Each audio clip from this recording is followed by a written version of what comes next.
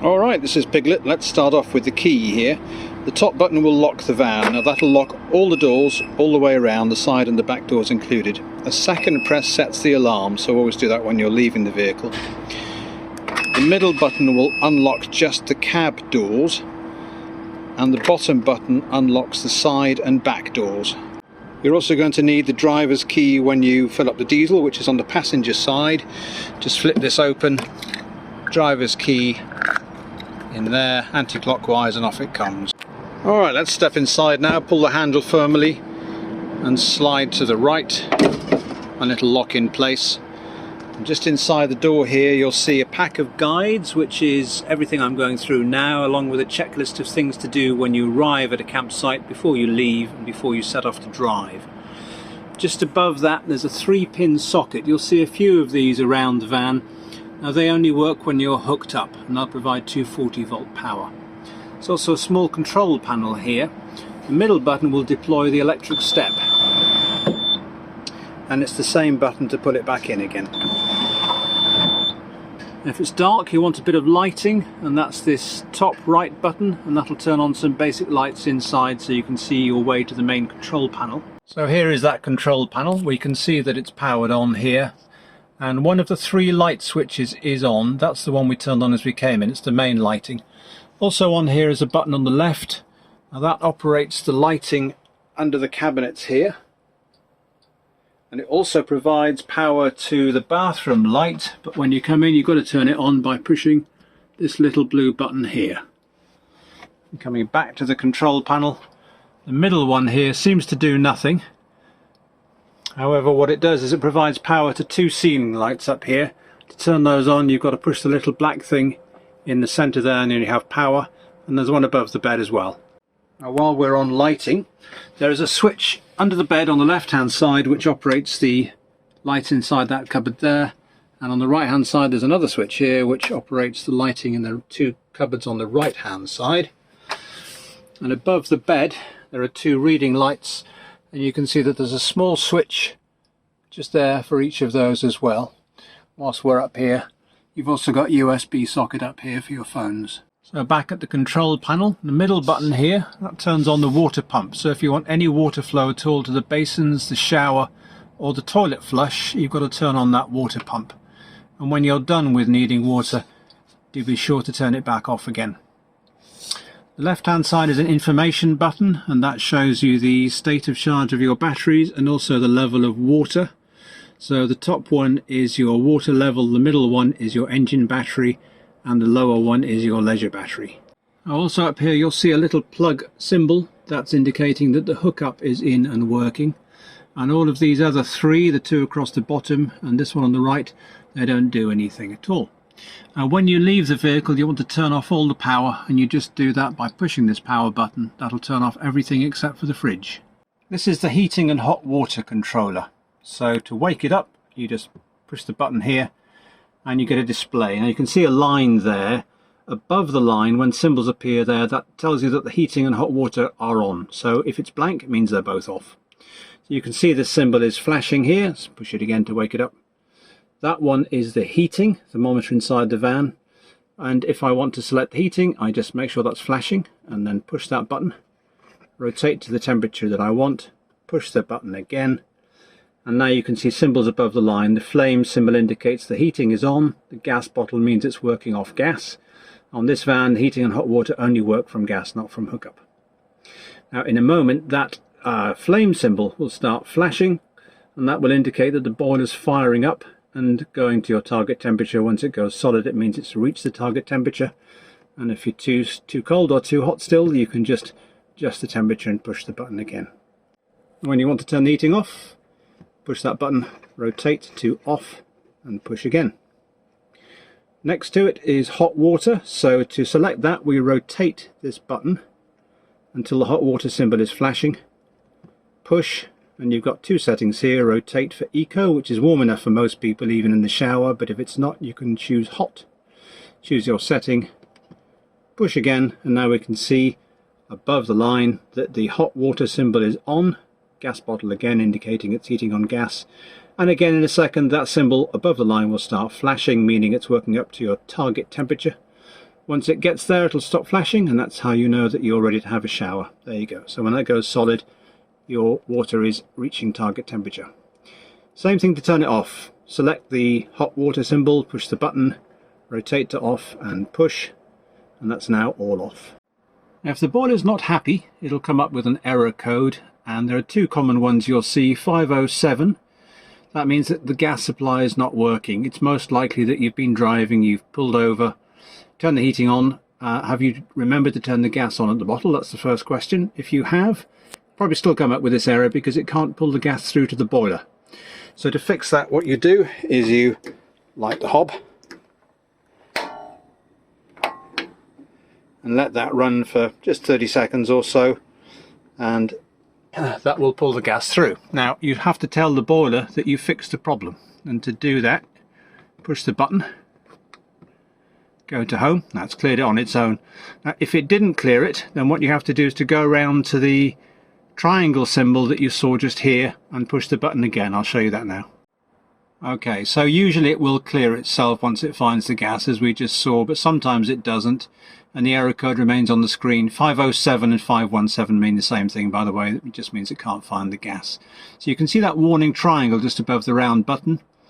You need to push this button twice to go into programming mode. That will normally clear it. If it doesn't, let's just do that. If it doesn't, then that warning triangle will still be showing here, and what you do is you rotate the knob until the warning triangle is flashing, which will be here. Then you push twice and that'll clear the warning triangle. You might have to do it a couple of times. This is the other common error code, 412. This means that the window next to the passenger seats is open, and the reason it produces an error is because the gas vent is underneath this window, so it has to be closed so fumes don't come back in again. The way it works is this little pad pushes on this sensor when the window is closed and tells the boiler that the window is closed. So all you've got to do is close it like that, and it should then clear the error. As we see here, the error code is gone. Now if that little sticky pad is missing, then you'll find a spare one in the road kit, which is when you open the back doors of the van on the right hand side where you've got your hookup cable. There's a box in there and there's a spare sticky pad. Just cut it in half, stick one on top of the other and in the window there, and that'll fix that problem. In the guide pack by the front door you'll find full instructions for the heating and hot water, and on the reverse of that are all the error codes and how to fix them. Off to the right of the control panels is the emergency equipment: fire extinguisher and fire blanket, first aid kit and a towel for wiping the floor. Just above me here there's a roof hatch which you can open by pushing this button, putting the bar down and slide the bar backwards, and you can have it in a fully open position like that, or you can put the bar into one of these two slots for keeping it a little bit less open. I wouldn't recommend having it open at all if you're expecting rain, though it still comes in. And then to close it, just push the bar past the button like that till it clicks in place. Now on this roof hatch there is a blackout blind and an insect blind as well.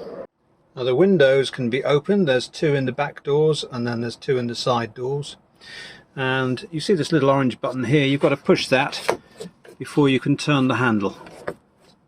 That's a lock. There are 4 of those, and then you just push the door outwards and you can tighten off these flywheels. There's one on each side and that'll hold the window open. And in the back by the bed you've got the same arrangement on the 2 rear windows here. Now if you're worried about security, you want them to be locked whilst you're still getting a bit of air in, there is a slot here you can see in the catch, and if you just close the handle so it engages into that slot instead of on the front here, then you've got a little bit of air coming in but nobody can get in through the window. Okay, let's have a look at the kitchen area.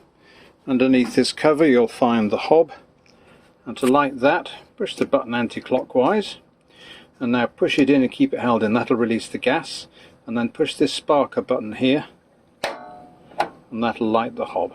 Make sure that when you're done you turn back to 12 o'clock here to make sure the flame is out. Left hand side you've got the sink.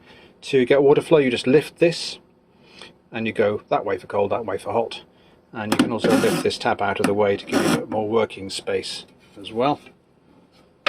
Now this does rattle a bit when you're travelling on this van, so I'd recommend putting a tea towel underneath it during travel. And talking of tea towels, in this cupboard above the hob you'll find a couple of tea towels, kitchen roll, cups and glasses, and some bin liners as well. And just next to the hob on the end here you'll find a worktop extension which just flips up and locks into place like that. To fold it back down again you have to unlock the legs. So at the front here there's a little catch. You move in your direction, do that on both sides with 2 hands, and then the legs will fold down. Underneath the hob you've got some drawers. Push the button there to release. Open it up, you've got all your cutlery and various bits of kitchen equipment. Always make sure you lock after you're done, otherwise when you're travelling they'll fly open. Plates and bowls and a gravy jug in there. And the bottom you've got your saucepans, the sieve for straining rice and pasta, salad bowl, and all your cooking gear. Okay, let's take a look at the fridge. To open it you pull this handle to the right and then outwards like that. Inside you've got a freezer compartment which is a quite decent size with an ice tray in there. You might sometimes find that you can't open this, it's just jammed. That just means you've had it open a few seconds ago. You need to leave it 30 seconds to chill down again. Quite decent space over 3 shelves, some salad bins up there and some storage bins in the door. Now this fridge is all electric, it doesn't run off gas, just runs off the leisure battery. And we can see that it's on from the blue symbol there. Now if you touch that blue symbol it will then tell you how cold the fridge is. So that's 3 out of 5 bars there. Now I'd normally recommend around 4 bars. Anything more than that it can start to freeze vegetables. To adjust that temperature you need to turn the fridge off by holding down the power button for 3 seconds and then push it again, and when everything lights up, which it will, there we go, you can now adjust this just by sliding your finger along the bars as necessary. Now this one on the right hand side you've seen there, the moon symbol, that's a night setting. If you're finding that the motor is too loud at night and you want to make it a bit quieter, push the power button to light that up, hold the moon button down 3 seconds till everything flashes, and it's now on quiet mode. Let's take a look at seating now. If you're travelling people in the back there are seat belts here of course, and the buckles are behind this headrest here. There's also a table here. Now you can leave that with us if you don't want to take it, particularly if you're having a dog, which will probably be staying on the floor down here. You can move it left and right to an extent by tipping the table upwards, so lift by sort of 45 degrees and then you'll be able to slide it along that bar further forwards or away from the passengers. The front 2 seats will swivel, and on the side of the seats, both sides, both passenger and driver, you'll see this bar here. If you push that bar outwards it will release the seat so that you can turn it.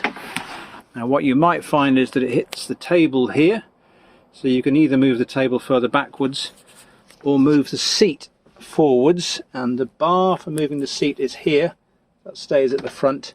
Pull that up and you'll then be able to move it around, move it further forward so you can get that out of the way.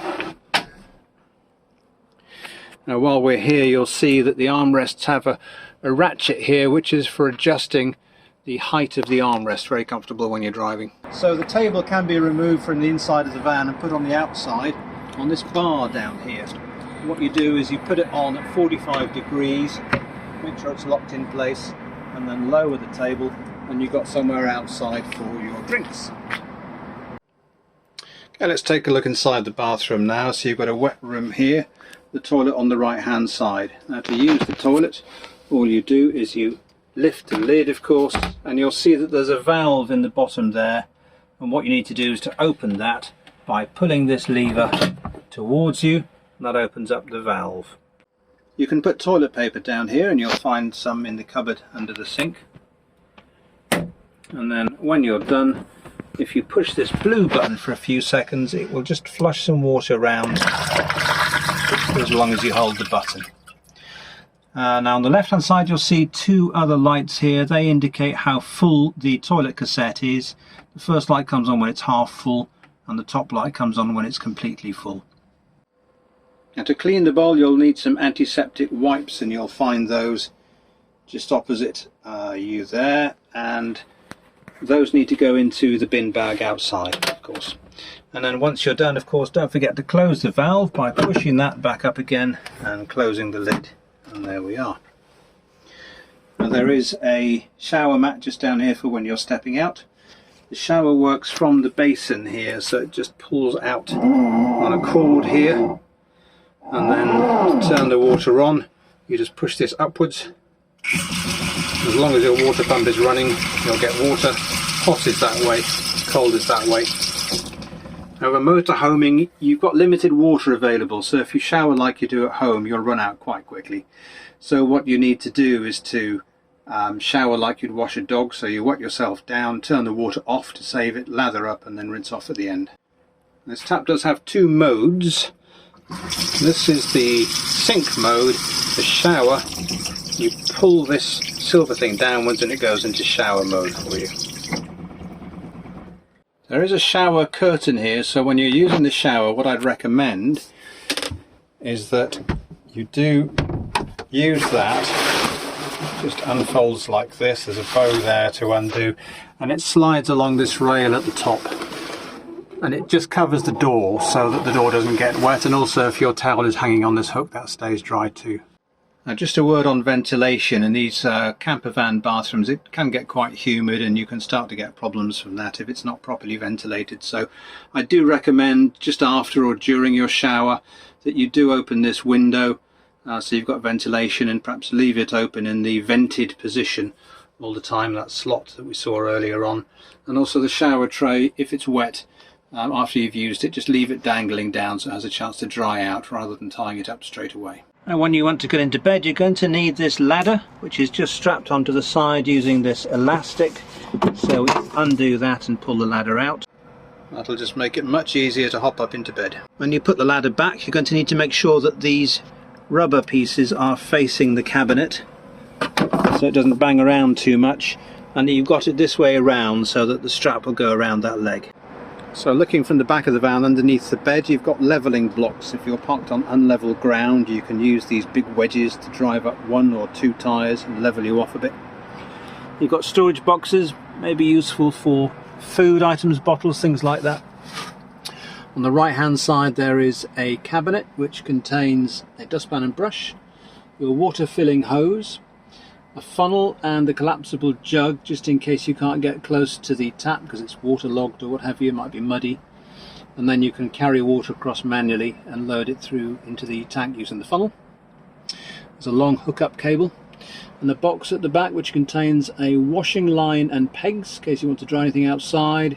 There's also got spare bulbs in there and high-vis jackets, spare batteries and also fuses.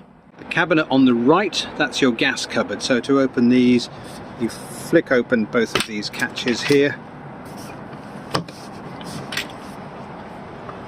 And there are your gas bottles. Now whenever you're travelling, you need to have the gas turned off by law, and you do that by turning this brass tap clockwise, just like a normal tap, and that'll turn the gas off. And obviously when you arrive you need to turn it back on again. Now when you arrive the gas will have sunk back down the pipe, so to pull it through the system and past the boiler and so forth, you need to light the hob. So light the hob pulls the gas through, and that'll make sure your heating and hot water will then work. If your connected bottle runs out of gas, you'll need to switch to the reserve bottle provided. And first of all, to do that you need to turn off the brass tap here to make sure the gas isn't flowing, and then undo the supply pipe using this black flywheel. Now it's just done by hand, but it goes the opposite way to what you expect. So to undo it, it's clockwise. When that's fully out, you then want to connect it here onto your reserve. That's just a dust cap in there, which you take out by turning clockwise. And then thread on your supply pipe onto this. Now use two hands. Use one to make sure that it's fully aligned because it's quite a fine thread. And then use the other one to turn the black flywheel, and it's anti-clockwise, the opposite way to what you expect. Once it's on firmly, you can then turn the gas on using the brass tap. And all those instructions are on the door here for you as well. Now once you've connected it, you need to light the hob to pull the gas through. In the cupboard on the left under the bed, you've got your tyre kit here. So it's a rubber sealed tyre kit which you'll need to get the rescue people to do for you. And also in here you'll find a shower hose which connects to the outside shower point. Now the point for the shower is here next to the power hookup, and to connect it you need to put this into the supply there. You see that little slot there? That needs to go into the 3 o'clock position, little notch there. And you just push it firmly, make sure it's in line, then push firmly until you hear a click as the sheath engages. There we go. Now you can adjust the temperature with the knob there, and to get water flow, that's using the shower here. There's a little lever here which allows the water to come out. And to undo it, you just push this sheath backwards. You may get a little spray of water coming out as you take it out. And this shower really is made for washing down dogs or perhaps clothes outside. So to hook up at a campsite so that your 3-pin sockets inside will work, it's this power socket on the side here. Open that up, flip this out, and you'll see that the bottom edge of this has a little tab, and that is where this slot goes in on your cable.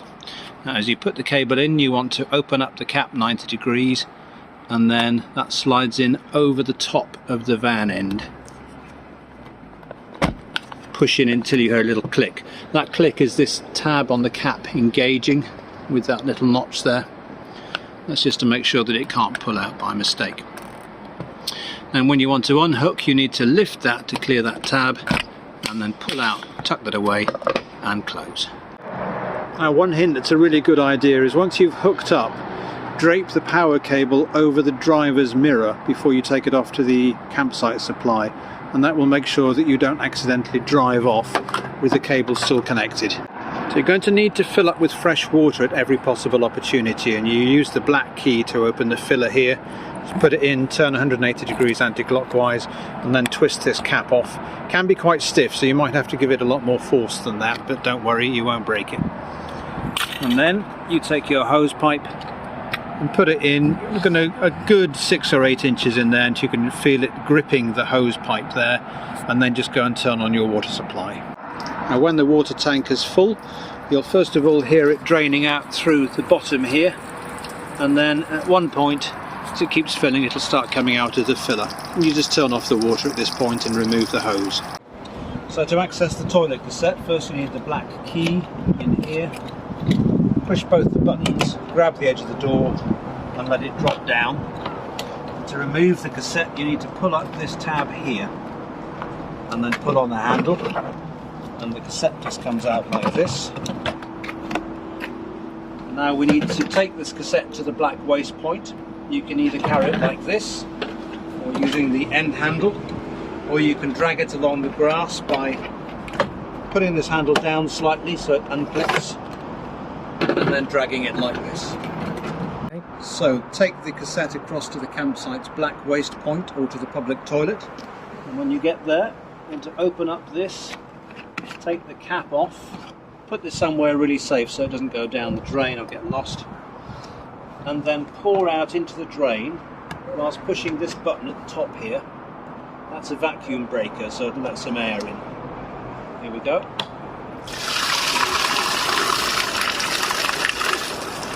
Yeah. So now we're going to put some water in here to flush it out.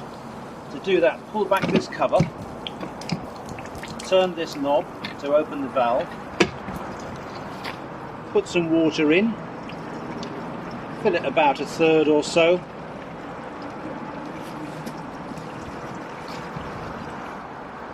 and then turn the knob back to cover the valve, put the cover back on, and put this end cap back on the exit pipe,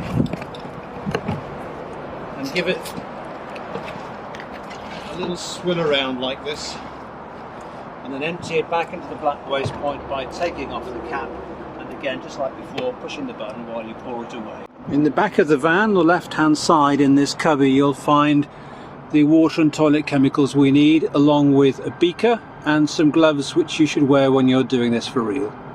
Tools are a bottle of just plain water and a bottle of blue toilet chemicals, and what you need to do is to fill up the beaker that's provided with the blue chemicals, and then they go in the tank the same way. So pull back this cover, turn the knob to open the valve, and pour in a beaker of blue chemicals, and then you pour in 3 bottles of water.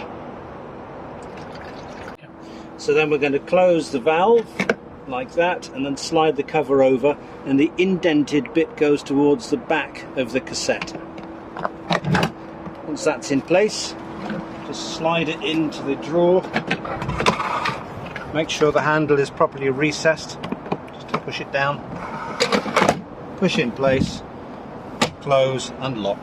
Behind the main side door you'll find the grey waste drain valve. Now grey water, that's the water that's come from your showers, your shower and your basin and your kitchen sink. Now that's the water that will smell after a while if you don't empty this regularly. It's much more of a problem than emptying the toilet cassette. So to empty this water, what you do is you pull this handle, it'll only come out an inch or so, and any water in there will drain out through this drain valve here. Big campsites will ask you to drive over the grey waste point and open it, and then drive off when you're finished. Small ones may well say that it's fine just to let the water drain as you use it, in which case you leave the valve open the whole time you're on the campsite and it just flows through. And some fussy sites will not have a drive over grate and won't allow you to keep it open either. If that's the case, then keep it closed. Next time you're out and about in a lay-by, dump your grey water there. It's essentially harmless water, as long as you're using eco shower gels and hand soap. Once it's emptied, you just push this back in, but it's very difficult to push. The best thing to do is to knock it with the side of your hand a couple of times, and that'll close that valve. And as I say, just to emphasize, do empty this at every possible opportunity. Keep that tank fairly empty. So a quick look in the cab. The right hand stalk, that's the wipers. Turn them on like this. Pull towards you for windscreen wash, and to flick wipe, just do a single wipe, that's up like that. Left hand side is the indicators and lights. So the lights are not automatic, you've got to turn them on, and that's just by this stalk here. And then to go to the main beam, you just push away, pull back towards you for dip, and pull towards you for flash. Cruise control, which is quite nice in a van. To turn it on, push this button, and then just push the set button when you're going the speed you want. And then to cancel it, if you need to slow down slowly, push the cancel button. And then to resume the speed you were previously at, it's the resume button there. Now there's a reversing camera here. It has 2 views, looking downwards for reversing and looking outwards for when you're driving in a normal mode. So I would always have this on, and the button to change it is that V1, V2 button there, and that changes the view, and we're now looking outwards as if we were driving. So as I say, you should keep that on all the time so you can see what's happening. If it is annoying you, you can turn it off using that power button. If it's too bright, push the M button here, and then you can use the up and down arrows to adjust the brightness. 6-speed manual. To go into reverse, you just pull up this sheath. Heating control is pretty straightforward. You've got aircon button in the middle here. Temperature is that one with a notch, and then fan speed underneath it. Where you want it to blow again is with the notch here, and then if you want to recirculate going through smoke or what have you, it's that one there. Underneath the heating you've got this control panel here. Now that one will set off your hazard warning lights, obviously. This is your locking button, so when you go to sleep at night, if you push that so the red light comes on, then all the doors all the way around the van will lock without the alarm being set. For charging over here, there's USB A and C, and I've provided an additional cigar charging point for extra USB A charging if you need it. There's electric mirrors here as well, so if I show you that from above, the 2 on the right are for the driver, the 2 on the left are for the passenger, and the reason you've got 2 settings is that you can adjust the top and bottom mirrors separately. So you just switch this to that position, and that will adjust the blind spot mirror for you as well. There are blinds built into the windows here, so for the side ones you just pull this tab backwards like that, and then lift it upwards and draw it across the window, making sure it goes behind the plastic here at the top, and then it just slots in and locks down at the top there. The windscreen one, you first of all need to take the camera off, which just lifts off and folds flat like that, and then you pull the blind up in the center. It's easier with 2 people, if I'm honest, 1 at each side. There we go, and you pull it up until it's fully shut against the window there. There is a slightly bizarre phone holder in here, which is here. Grab this tab at the back, making sure it clears the blind, and pull up firmly. On the side here, there's a lever that you pull out. That unlocks it here. Your phone goes in there to adjust the size, and when your phone is in place, push that tab back in and your phone will then be locked in place. To fold it back again, you have to open that, close those, fold that in, and bang it back down again. And finally, in the top corner of the windscreen, you'll find the vehicle dimensions, the payload, which you need to know by law in case you're asked, the breakdown telephone number, and my phone number. Just give me a call or a WhatsApp or a text if there are any problems during your break at all. Thanks for listening, and look forward to seeing you very soon.